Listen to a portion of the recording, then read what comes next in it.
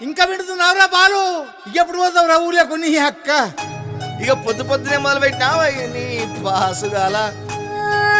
కోలోన పల్లె కోడి కూతల్లే ఒల్లిరుసుకుందే కోడెలాగల్లే యాప పుల్లల షేదు నమిలిందే రామ రామ రామ రామ తలకు పోసుకుందే నా నేల తల్లే అలికి పూసుకుందే ముగ్గు సుక్కల్లే సత్తి ముటల్లే సగబెట్టుకుందే బాయి గిర్కన పల్లె